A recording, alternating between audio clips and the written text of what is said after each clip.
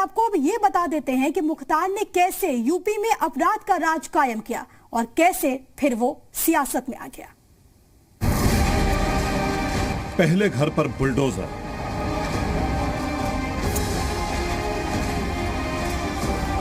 फिर होटल पर बुलडोजर,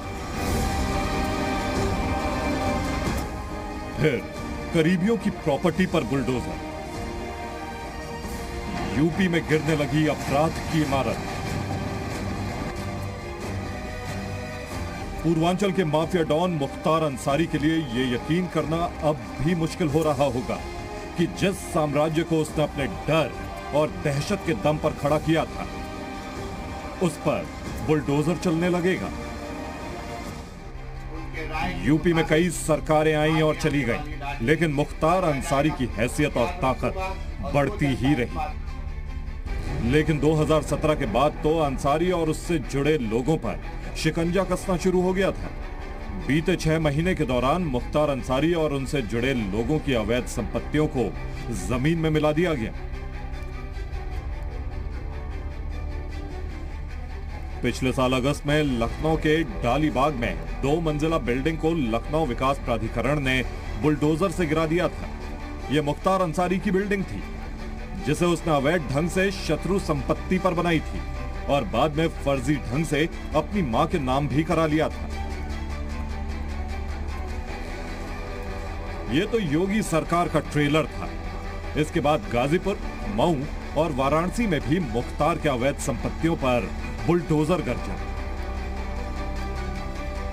योगी आदित्यनाथ की सरकार में मुख्तार अंसारी के खिलाफ कार्रवाई इतनी तेज क्यों हुई, इसके लिए आपको 16 साल पीछे की कहानी समझनी होगी।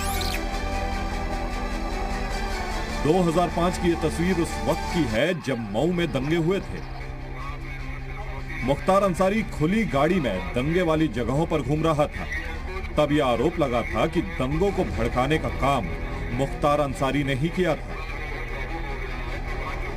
इन दंगों के बाद 2006 में गोरखपुर से तत्कालीन सांसद योगी आदित्यनाथ ने मुख्तार अंसारी को चुनौती दी थी कि मऊ आकर पीड़ितों को इंसाफ दिलाएंगे, लेकिन उन्हें मऊ जिले में दोहरी घाट में रोक दिया गया था।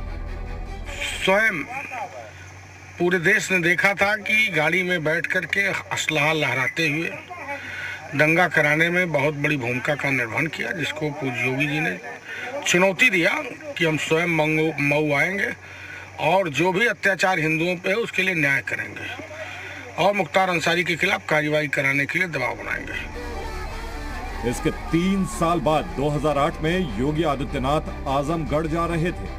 तब उनके काफिले पर हमला कर दिया गया था। उनकी गाड़ी में तोड़फोड़ हुई थी। उपद्रवियों ने आगजनी की कोशिश भी की थी। उस वक्त योगी आदित्यनाथ ने संकेत दिया था कि उन पर किसने हमला करवाया था।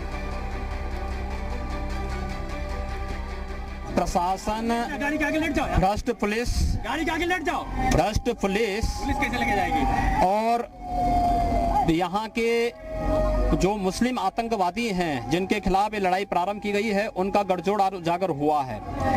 पुलिस की मौजूदगी में हमारे काफिले पर हमला किया गया।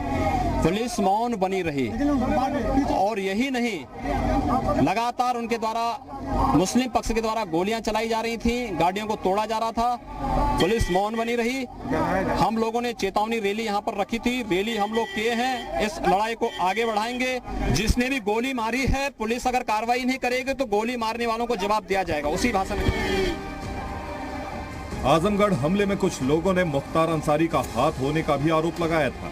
हालांकि यह सिर्फ आरोप था, इसकी पुष्टि कभी नहीं हुई। अब जब योगी आदित्यनाथ प्रदेश के मुखिया हैं, तो उन्होंने राज्य को माफिया राज और गुंडा राज से मुक्त करने का संकल्प ले रखा है। उसी संकल्प को पूरा करने के लिए मुख्तार अंसारी के अंडरवर्ल्ड पर बुलडोजर चलवा रहे हैं।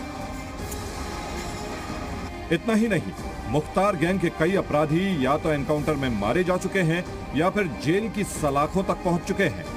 मुख्तार गैंग की अरबों की संपत्ति भी जब्त हो चुकी है। जो मुख्तार अंसारी हमेशा इस बात से बेफिक्र रहता था कि सत्ता में कोई भी पार्टी रहे, उसे कुछ भी नहीं हो सकता, मुख्तार अंसारी की इसी सोच पर योगी सरकार ने बुलडोजर चलाकर प्रदेश के दूसरे जिलों के गुंडे और माफिया को भी कड़ा संदेश दे दिया है।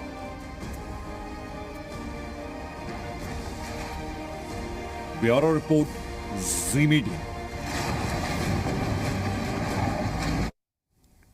तो देखा आपने कि किस तरीके से शिकंजा यहां पर लगातार कसता जा रहा है। मेरे साथ मेरे तमाम सहयोगी लगातार बने हुए हैं। विशाल का रुख कर लेती हूं, जो कि इस वक्त मेरे साथ मेरे सहयोगी लखनऊ से बने हुए हैं। विशाल, लगातार संदेश देने की भी कोशिश, लेकिन इन सब के बीच तमाम तरह के सवाल उठते हैं। इतने वर्षों तक मुख्तार अंसारी जिस तरीके से वहां पर काम कर रहा था, जिस तरीके से उसने अपना साम्राज्य स्थापित किया था, लेकिन जो खौफ का मंजर इस दौरान आम लोगों ने देखा, पूर्वांचल के लोगों ने देखा, अब कहीं ना कहीं वो दूर होता हुआ इन तमाम कार्रवाइयों से नजर आ रहा है। विशाल, चलिए ठीक है, हम जाएंगे अपने सहयोगी विशाल के पास, लेकिन तब तक आपको ये बता दें कि अभी तक क्या कुछ कार्रवाइयां यहां पर हो रही हैं। माफिया मुख्तार अंसारी पर लगातार प्रशासन की ओर से ये तमाम कार्रवाइयां, शिकंजा कसता जा रहा है और उसके जो सहयोगी हैं उस पर भी लगातार एक्शन लिया जा रहा है। साम्राज्य को यहां पर ध्वस्त किया जा रहा है जो कि माफिया मुख्तार अंसारी ने बनाया था। हालांकि अब बहुत जल्दी उसकी वापसी होगी।